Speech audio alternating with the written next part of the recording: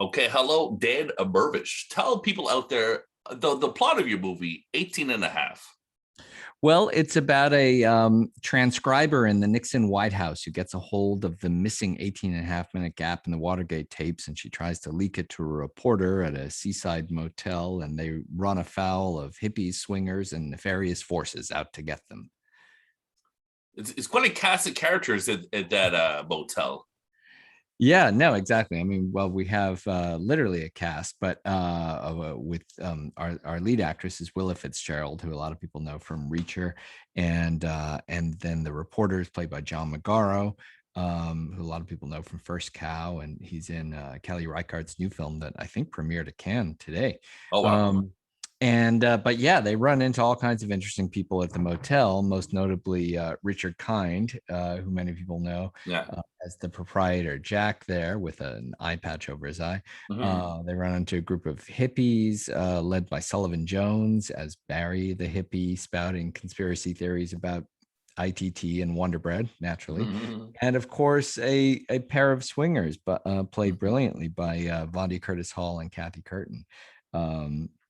Who are sort of from the World War II generation and are out at this place. And then to round out the actual cast, we have some amazing voice actors with Ted Raimi, John Cryer, and Bruce Campbell as the voice of Richard Nixon himself. And so you hear them actually pretty extensively in the movie on Yeah. the tape. Bruce Campbell. I Yeah. was very excited. Well, obviously, Richard is hysterical in Curb Your Enthusiasm, and I love that show. But the one that made me light up the most was Lloyd Kaufman. Yes, right. Yeah, Lloyd's in the movie. Yeah, I forgot about Yeah. that. Thanks for reminding me. Yeah, no, Lloyd's an old friend and wanted to do a cameo in the film, and he really fits the part of Jeffries, Connie's boss. And it's a very brief appearance, but it's a pivotal one. And Lloyd, who many know is the founder of Troma Films or co-founder. But he's an icon in indie filmmaking. His work goes back to Rocky, strangely Yeah. enough. So, Oh shit, yeah. but He's a legend yeah, in his own right. he really is. And, Yeah. and he's been interested in politics over the years, naturally too. True. So, he was excited to do something Watergate related. That's interesting. Did you talk to Lloyd about Watergate? Yeah. I mean, he's a few years older than me, so he Yeah. remembers it. He remembers that era better than me. I think he was in high school or college at the time. And yeah, and then Bruce Campbell, Bruce is also a couple of years older than me, so he was in high school, I think, during Watergate, and he said he was transfixed by the Senate hearings on Watergate, and because they preempted every other thing on TV. So I mean, I was watching Sesame Street, and it was preempted, so yeah, so that's so for a lot of people, who grew up in one way or the other in the early 70s, like, it was a big part of our life. I mean, it was a scandal that lasted for 2.5 years, so it was ever present for a long time. That's a lot of TV. It is. Well, I mean, it wasn't on TV that whole time, but during that summer of, I think, 73 maybe is when the Senate hearings were, and that was really what dominated the airwaves then. Okay, so you get the story by credit. I mean, you directed this movie, and then the story by is you and the scriptwriter Daniel Moya. But my question is, which one of you came up with this idea first? Me. Cool. Yeah. And what was the first? Tell us about the first kernel. Yeah, so exactly. So the kernel was that the last film I did, which is called Bernard and Huey, the final day of shooting that was on the day of the presidential election, November 2016. And that same day, I went out to see Jules Feiffer, who was our writer on that film, who's an Oscar Pulitzer-winning writer. And he had mainly won his Pulitzer for cartoons he did about Nixon and Watergate in the early 70s and for The Village Voice. So inevitably the conversation went to comparisons, that one might draw to Nixon and Watergate and what our country went through, during an impeachment process, and not knowing exactly what the next 4 years would bring.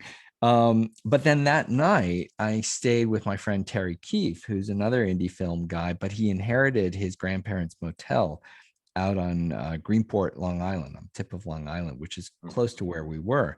And this place is a time capsule. I mean, it was built in the 50s and 60s, and Terry's kept it preserved. And he said, well, look, we shoot a lot of fashion shoots out here, but we're closed in the winter. If you ever want to shoot a feature film, everyone can stay out here and make a movie. And so then it was like, oh, Watergate, location.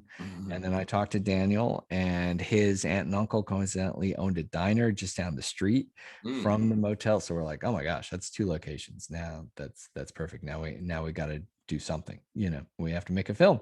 So we did. And then we kind of reverse engineered it for what, and Daniel and I did a lot of research on Watergate and what was a plausible premise. And what we found out was that there really were in the Nixon Watergate, or in the Nixon White House, there were multiple different offices that had these taping systems, these voice activated recording systems. And there really are tapes of Nixon listening to tapes in another room, not knowing he's being recorded, and fumbling with the buttons. And that kind of gave us the premise for how Connie could get the 18.5-minute gap. And then we just need to get her out to a seaside resort. So President Richard Nixon is like a cinematic genre. I'm a big fan of what is it called, Secret Honor by Robert Altman. That's a good one. Yeah. Nixon, of course, by Oliver Stone. Classic monster movie. And All the President's Men, of course. What's your favorite movie about Nixon? Well, all of those are great. Dick is another. That's a really funny one. Right. It's great. But yeah, I think All the President's Men is it was a great book. It's a great movie just as a film, and when it came out early in that whole process. I mean, they got it done pretty quickly.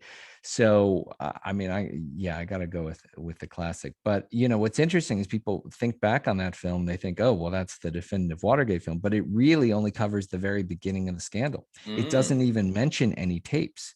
Their story ends before the tapes were even discovered. So it's kind of fascinating looking back and going, oh wow, there's a lot more to that story.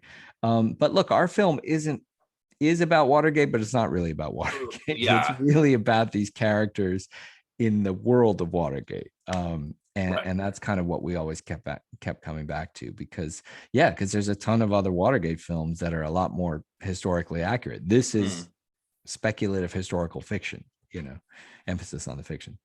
It's very comedic. Thank you. Yeah. Supposed to be, I think. Yeah. No, it is. People laugh. Right? Yeah. Yeah. Mm-hmm. Yeah. Nixon by Oliver Stone is a horror movie. This is not a horror movie. Exactly. Yeah. No, and honestly, it's and Bruce and I listened to a lot of those Nixon tapes, and even Nixon himself is funny. I mean, it's hard not to laugh, and even he's laughing at himself half the time. So it's really hard to do a completely straight thing, because this was the whole concept of Watergate was just such a bumbling scandal. It was these bumbling plumbers, breaking into the Watergate Hotel, the DNC headquarters there, and then the cover up just was even more bumbling. So it's hard to play it straight completely, because the real thing was pretty ludicrous. So there, like we said, we were saying there's a lot of movies about this topic, and I'm wondering, do you think America is haunted by Richard Nixon's legacy, or do you think maybe his crimes seem quaint now? Both. I think the one reason, there's a couple of reasons Watergate still resonates, and we're coming up on the 50th anniversary of it in June. And Starz has a miniseries, HBO has a miniseries coming out, CNN's got a new documentary. And part of it is that, number one, the scandal was so long, so it made this kind of lasting impact on us as a country. It was the first time a president had ever resigned to this day. But also it was, coming at the tail end of the 60s, and after the assassinations in Vietnam, it was really the final death knell for people's trust in authority, in any kind of authority, especially government. And it was a real turning point there. And especially the 18.5-minute gap was a turning point within that scandal. That's really where public attention really waned for Nixon, and everyone was just like, didn't matter what party they were in, they're like, oh yeah, this guy's got to go. He's just covering stuff up that he shouldn't be, whatever it is, Yeah.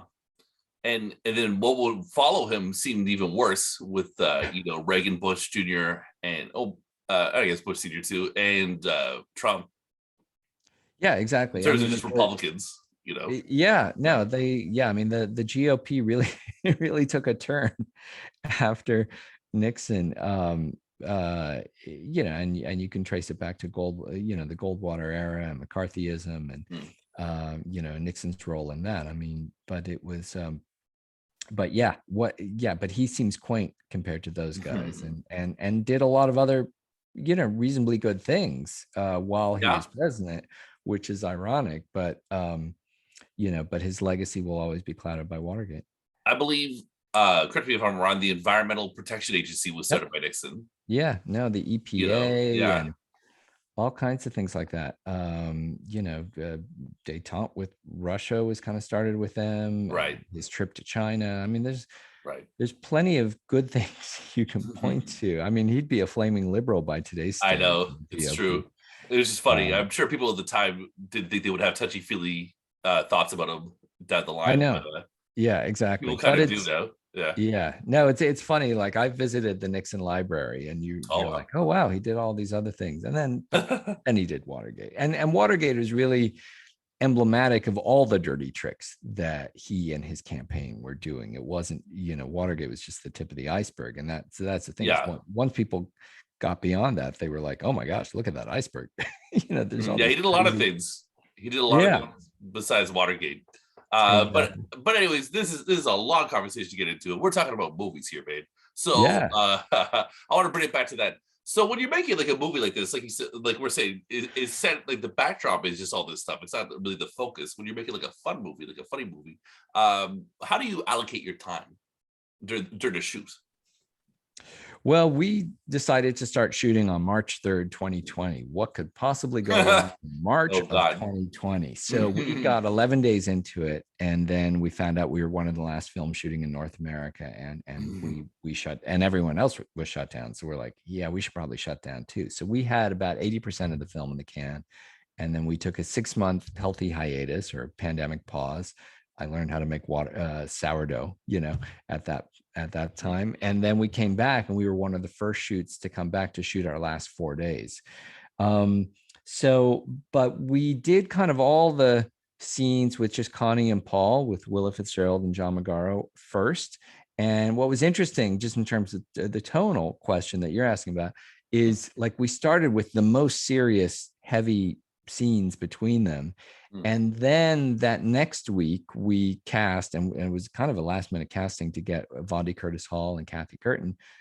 They came in, and they were just these crazy, outrageous characters. And, and it was such a contrast of tones between them and what Connie and Paul had been establishing. But we realized that was always in the script. That was the idea, was to play with these tones. It's a thriller 1 minute, but then it's a comedy the next minute, and you have these really funny actors and performances, but it's kind of Connie goes through the looking glass. As soon as she takes a bite of Wonder Bread in the diner at the beginning of the movie, things start to get really weird for her.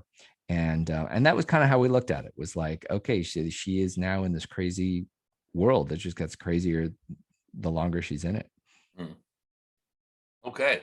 So this year and last year, I did a little bit of coverage for Slam Dance. Oh, fantastic. And that's a festival that you co-founded. So tell me about co-founding Slam Dance for a second. Well, we started it in 1995, and that was really around the time that indie film was kind of going Hollywood. Miramax had just sold to Disney. Fine Line was becoming part of Warner Brothers. Fox was launching Fox Searchlight, and Sundance, which had been this great beacon of independent filmmaking and first-time directors for so long, for about 10 years at that point, they kind of went along for the ride. they're like, woohoo, we're going Hollywood, come on in, Harvey. And so they left behind kind of the niche of the first time independent filmmakers. So we so we kind of did the only thing we could do, because at the time, if you didn't get into Sundance, that was it. There were no other big regional festivals. Any other festivals in the US or elsewhere would just take the Sundance program guide and go, oh yeah, here's our dozen films, let's just play those. So if you didn't even show up in Park City, you wouldn't get distribution, you wouldn't get an agent, you wouldn't get your next film made, you wouldn't get a boyfriend or girlfriend or whatever, So we got a group of us, a dozen features and a dozen shorts, and we said, all right, let's just show up in Park City, where Sundance is, literally 30 feet down the hall from one of their screening venues. And they were like, these guys. But we were serving a niche of that first time directors that didn't have a distribution in place, that were still working on lower budgets. And then we decided, let's just keep doing it. And we've done it now for 28 odd years. I mean, the last 2 years were virtual, but hopefully we'll be back live this year. But because of that, we've shown the first films of people like, Bong Joon-ho, the Russo brothers, Christopher Nolan, Rian Johnson, who'd actually been a PA on my first film. Wow. The late Lynn Shelton, the Safdie brothers, Sean Baker, just all kinds of amazing people. Everybody. Pretty much. Yeah. Sounds like it. Damn. So did you have a good film festival experience with 18 and a half? Yeah, we did. We really, as soon as we finished the film last fall, we're like, all right, let's show it to audiences wherever and however we can. So we kind of played in last fall. We played in kind of that trough between the Delta and Omicron variants. There's about a 2-month gap where we're like, all right, let's go hot and heavy into these festivals, because we don't know when there's going to be live festivals again. So we're not going to wait around for Sundance or South by. We're like, we're just going hard into the festival circuit when and where we can. And we played it to really great audiences in the US, in Sao Paulo International Film Festival in Brazil, in Spain, and in Canada. We had festivals. We won awards and great reviews, and based on all that, that's how we got distribution in total. And then in the spring, between Omicron and World War III, there was another nice drop where we played another dozen or so festivals. So in total, we've played about 21 festivals on 4 continents. Which is pretty impressive to do any year, much less a pandemic year. So yeah, it's been a good run. And then we found distribution, and today is our opening day. May 27th, we're opening across the country in New York and LA, plus a few other markets in Florida, Maine, New Jersey. And then next week, it's going to expand to about another 50 or 60 more theaters. Well, Canada, that's where I'm coming from. Any talk about Canadian screens getting it? There is talk. Okay. But none confirmed yet. Okay. So I know our distributor is trying. I think it's a little more complicated to release a film in Canada, because and you may know better, because I think each province has to rate the film first, or there's something weird like that we don't have in the States. In the States, we just have a national rating system, which, by the way, it's PG-13. But we have played it. I mean, we premiered it at the Whistler Film Festival, and it played in Kamloops a couple times in BC. So Canadian audiences seem to dig it. Because it's a great way to make fun of their neighbors to the south. Yeah, which is definitely a snarky pastime. Yeah. Or insecure, whatever, however you want to look at it, whatever. So when I got the email learning about this movie, the first thing I thought was, oh wow, an 8.5 reference. Yeah, and it's not really. I mean, it's I mean, everyone loves Fellini, and it's a great film. But for me, my background before I got into film was in politics. I was a Senate speechwriter, and so the phrase 18 and a half is, to me, was always instantly Watergate. And but that said, I mean, there's a few little comparisons to the Fellini film. That it's at a seaside resort. Fellini was actually friends with Jules Pfeiffer, who kind of inspired this whole thing. So he and I would talk about Fellini a few times. So because they were buddies. But no, it doesn't really have anything to do. Not at all. Yeah. What's your favorite Italian movie, though? Favorite Italian movie? What's the one that Storaro shot. I can't think of it right now. But, Okay. but yeah, there's so Throwaway many. question, not integral to the plot of your movie. Yeah, of course. exactly. I mean the spaghetti westerns. I don't know if they count, but yeah, of course. Cool. We'll say the good, the bad, and the ugly. Yeah, there you go. We'll go with Beautiful.